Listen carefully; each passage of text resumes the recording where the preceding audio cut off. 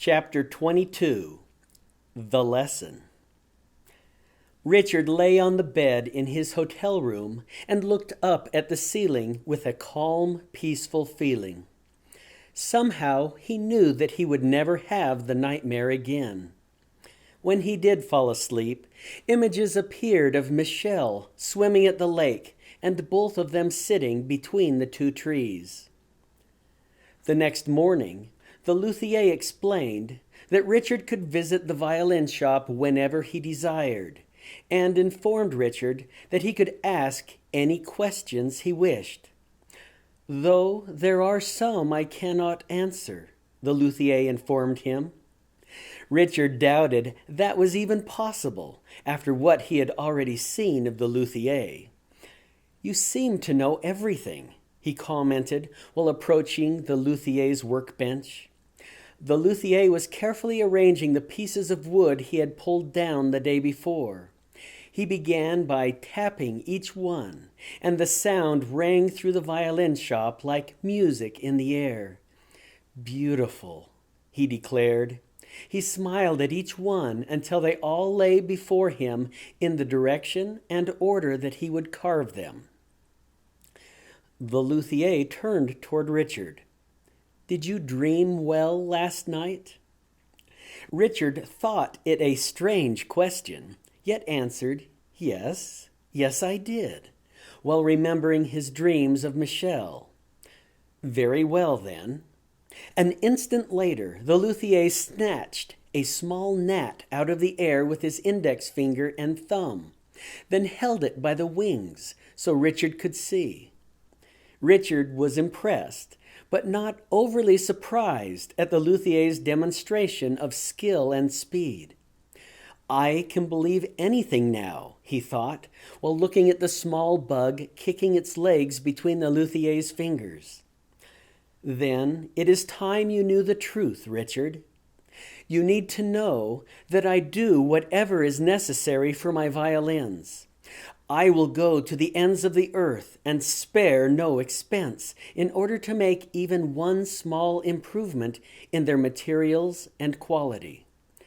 I also do whatever it takes to assure that each of my customers appreciate them to their fullest once they are completed. What I am about to tell you may or may not change your mind about me or your violin, but I must do it for truth's sake." The luthier carried the small bug with its tiny legs still kicking over to the spider web in the corner. He stooped down and offered, "Here's a treat for you, Ben." With that said, the luthier tossed the insect into the web next to the spider. The spider quickly grabbed the gnat and started winding it up. "He is my friend," announced the luthier. "I knew he was missing that leg long before you ever entered my shop." Richard was puzzled. "But you could hear him rolling up that bug yesterday." "And with a little practice, so could you," reminded the luthier. "But you just pulled that bug out of the air. I watched you." "And so could you, with practice," replied the luthier.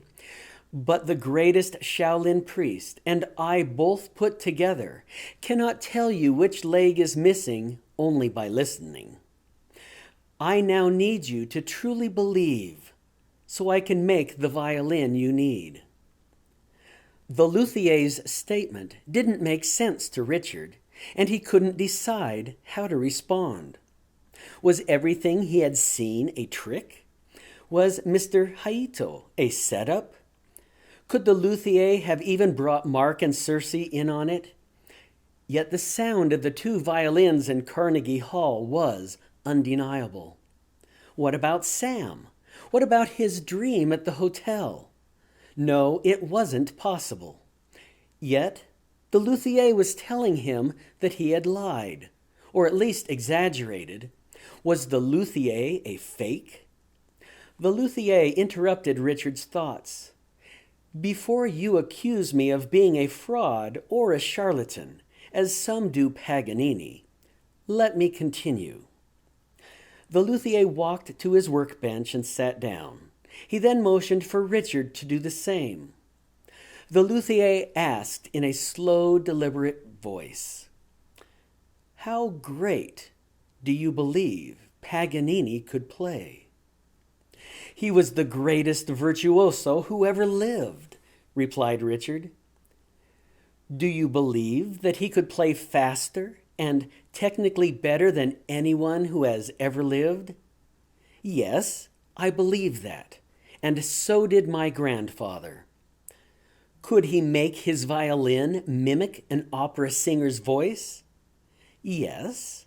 "Bark like a dog?" "Yes." "Cackle like a chicken, sing like a bird, or cry like a child?"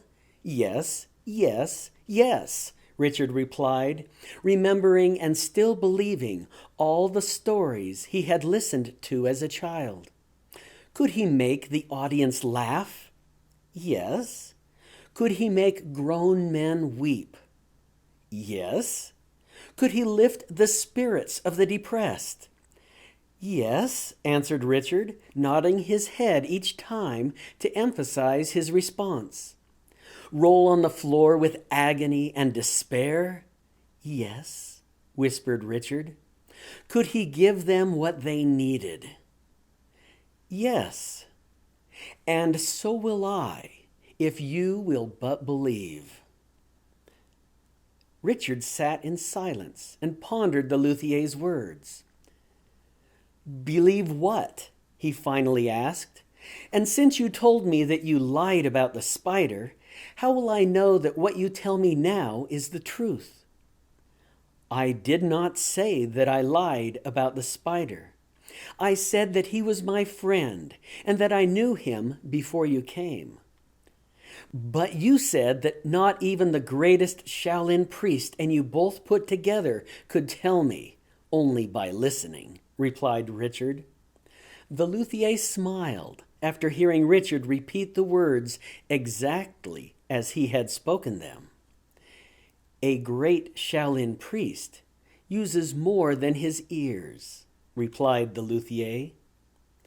Richard was confused and angry, now feeling like the luthier was teasing him. "Well, can you or can't you hear if that spider's leg is missing?" demanded Richard. "I can never tell you. You must decide for yourself," replied the luthier. Richard wasn't sure what to think or how to react, but something kept whispering in his ears while looking into the luthier's eyes. It was the word, "please." The luthier continued, "The reason I have put you through this and seem to taunt you now is because of what I am about to do next." "What next?" Richard wondered. "He's already insulted me, humiliated me, shocked me, tormented me, and now let me down. Or maybe he's let me down and picked me back up? What could possibly be next?" "I am going to teach you how to play the violin," announced the luthier. "Your what?" Richard demanded. He considered himself, at worst, to be one of the 3 greatest players in the world. "It's time you learned how to play the violin," added the luthier with a gleam in his eye.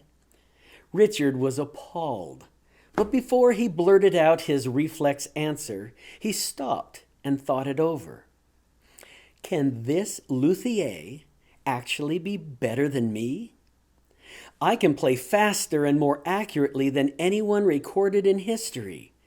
But could I pull that gnat out of the air by its wings? I have perfect pitch, but can he really hear if the leg is missing or not?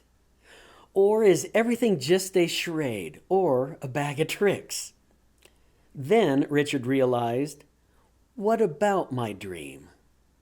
He knew that was real because it had tormented him 1,000 times. Richard's muscles relaxed while gazing into the luthier's eyes. It started feeling a lot like the first time he put his feet against Michelle's between the two trees. He took a deep breath, sensing that this also was for keeps. "What shall I call you now? Teacher? Master?" asked Richard humbly. "Luthier will still do. Let's begin." Richard instinctively stood up and walked toward his violin case. "You won't need that," commented the luthier. "Do you have a better one?" asked Richard, wondering what kind of instrument the luthier would have him play upon. "You will not need a violin," replied the luthier. With a puzzled expression, Richard sat down. "You can already play as well as Niccolo Paganini," the luthier declared. Richard waited for a laugh or some other indication that the luthier was joking. After a long, silent pause, Richard realized that he wasn't. "You seem to be knowledgeable about Paganini's life and the stories surrounding him. Do you recall how it was claimed that he never practiced after he was 18 years old? That his performances were practice enough?" "Yes," replied Richard. Richard knew the stories well. He spread those rumors and all the other stories about himself, good and bad, for a reason. They were all true, in a way. But the real truth was not that his performances were enough, but that practicing was too much. Richard almost thought that he understood. Then he realized that he didn't. "Just ponder those words as we go on," continued the luthier. "Have you heard it said that when he was a young boy, Paganini spent over 2 years with only his bow in his hand and didn't pick his violin back up until he had mastered it?" "Yes," replied Richard, "and I have always admired that kind of dedication and the ability to isolate one thing and perfect it." Richard was thinking about how his own way of practicing followed the same philosophy. Paganini carefully spread that rumor so other players wouldn't feel bad at their own lack of skill. Since no one else was willing to hold a bow in their right hand for 2 years, it gave them an excuse for why he was so much better than they were. While sitting in the audience, they could still say to themselves, "If I did nothing but hold a bow in my hand for 2 years, I could play as well as he does." Without that rumor, they would have said, "I can never play like that. I hate him." It is also part of the reason why he would dress and talk the way he did. He wanted to leave the impression that he was possessed of an evil spirit, or that he was the devil himself standing on stage. The audience would then believe that he was more than a mere mortal and capable of anything. The luthier added with a smile, "Back then, it was easy to convince someone that you were possessed. It's very difficult for me in this day and age." Richard felt like he was beginning to understand the luthier, and he laughed. The belief that he or his violin, or both put together, were more than mere mortals also accomplished something much more important. The luthier paused, and his face became solemn. "And what I am about to do is also very important." "Are you a man of your word?" asked the luthier. "Yes, I am," Richard firmly replied. "Then close your eyes and promise you won't open them until I am completely finished, and I tell you to open them." Richard's eyes opened wide. Those were Michelle's exact words. How? The luthier motioned for Richard to remain quiet by placing his index finger against his lips. "I promise," Richard replied. "Good. Now, close your eyes and take a deep breath." Richard did as he was told. The luthier continued speaking in a slow, entrancing voice. Richard had been hypnotized by one of his therapists, and he was certain that he was not being hypnotized by the luthier. Yet a strange feeling came over him while the luthier's words lingered in the air. Imagine yourself over 150 years ago, when Niccolo Paganini, the greatest virtuoso the world has ever known, is alive and in his prime. You have never heard him play before, and you have traveled a great distance to be here tonight. You have dreamed of this day for most of your life. You have heard every story and listened to all the rumors. Now you sit in the audience, waiting for him to perform and to confirm all the beliefs you have held since you were a child. You and everyone around you have paid 3 times the usual price for your tickets. Yet the hall is packed beyond capacity, and the roar is deafening. Throngs of hapless souls stand outside, pushing against the bolted doors, trying to hear just one lingering note from his magical violin. Richard could hear the wood clicking above his head in the violin shop. It grew louder as the luthier spoke of the noisy crowd. The temperature rose while Richard imagined the people sitting around him in the 19th century concert hall with no air conditioning. You are now settled into your seat, anxiously waiting for him to walk out on stage. How deformed is he, you wonder? Will he walk with a limp? How twisted is his spine? Does he hunch over? Will it show? Did his parents really lock him in his room with only his violin, then starve him until he performed flawlessly? Did it, after all those years, permanently misshape his body? And does his twisted form now allow him to play relaxed while all others have to strain? Did he really use his possessed violin to lure a beautiful dancer through the streets of the city, then into his lair where he strangled her with her own G-string and put it on his violin so he could play his evil songs?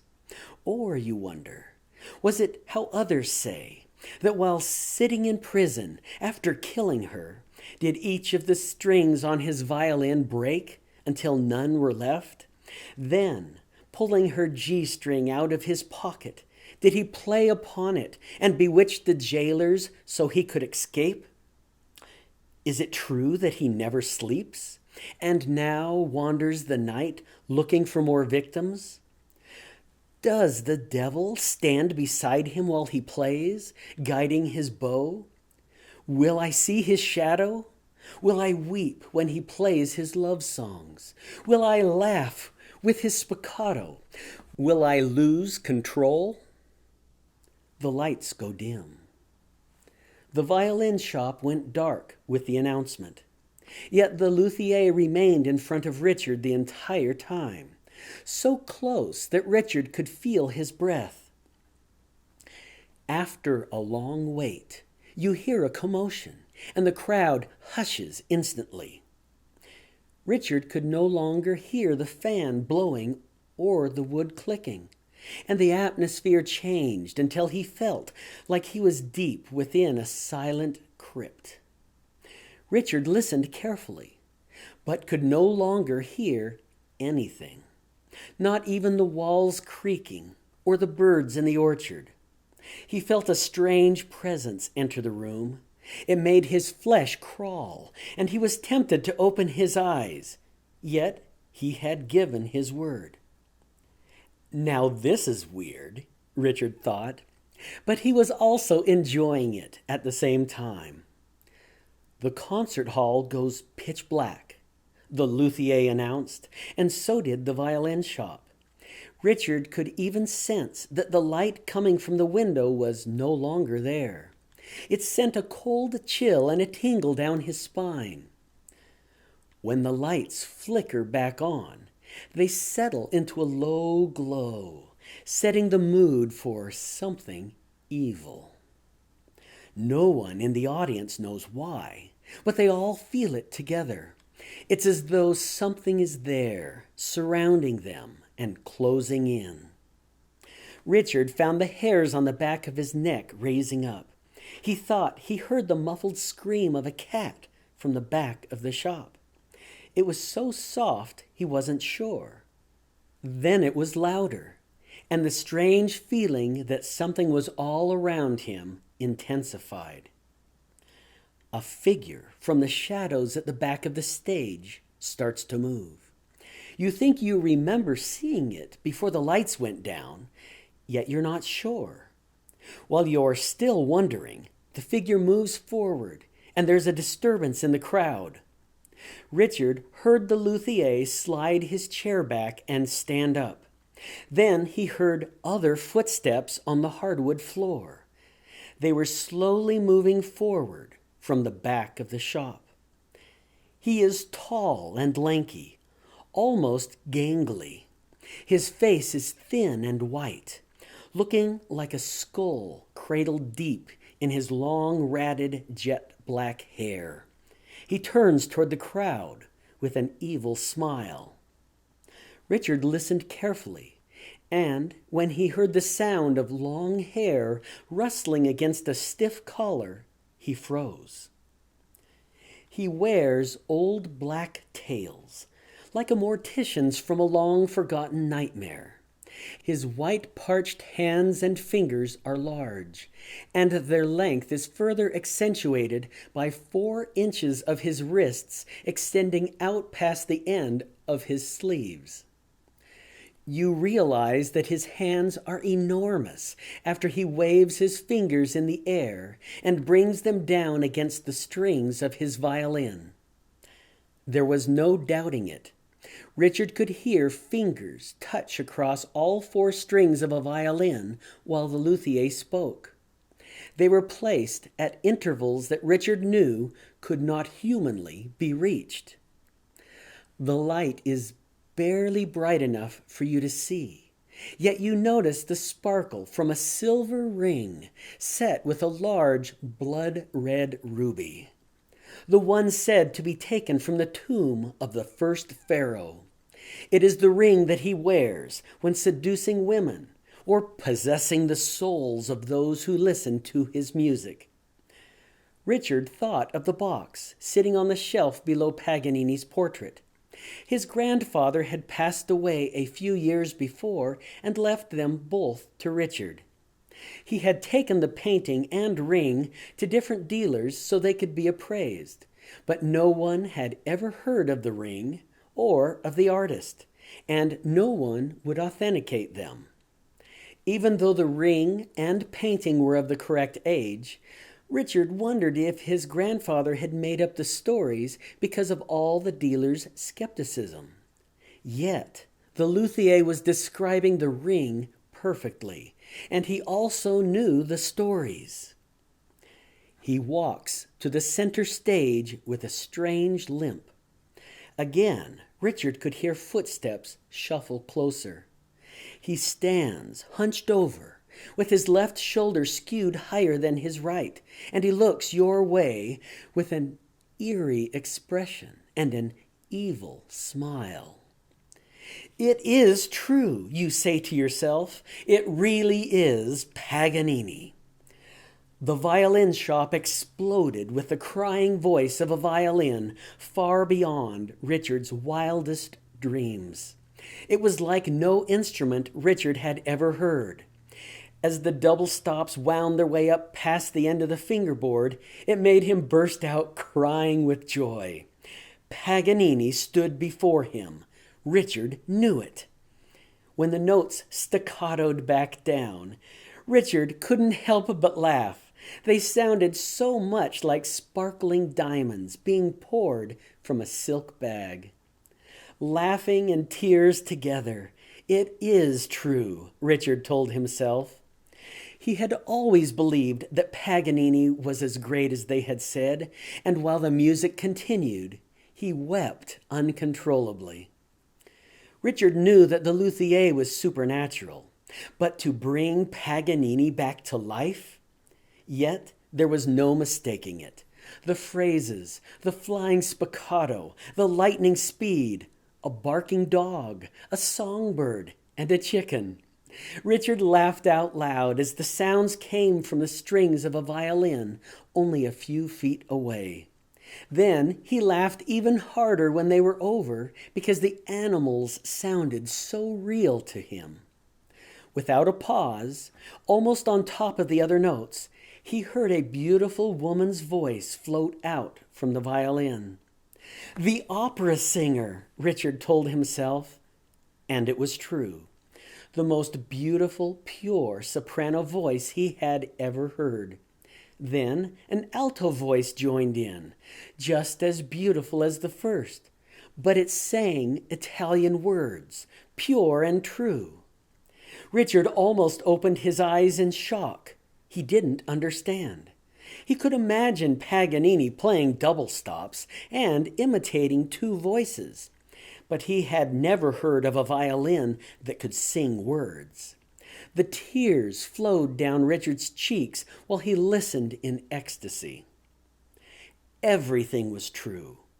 Everything his grandfather and all the critics had ever said about Paganini. He was hearing it for himself. Would the Luthier let him open his eyes? Was it worth breaking his promise to see the great Niccolo Paganini brought back to life? Suddenly the music stopped, and there was a profound silence. Richard, there is someone I would like you to meet. Please open your eyes. Richard's eyes flew open in an instant. Richard, this is my wife, Cheryl. Cheryl, meet Richard Gaspar. When Richard's eyes focused, he saw a beautiful woman with flaming red hair wearing a black dress. She was holding a large black and white house cat. It's a pleasure to meet you, Richard, she offered while extending her hand. The luthier stood next to her, holding a bright red violin that perfectly matched his wife's hair. Richard stared with his mouth gaping wide open. He stammered, "You? You?" He shook his head and finally got the words out. "You can play like that?" "Yes, Richard, and you are much better than I am," the luthier replied with a mischievous grin.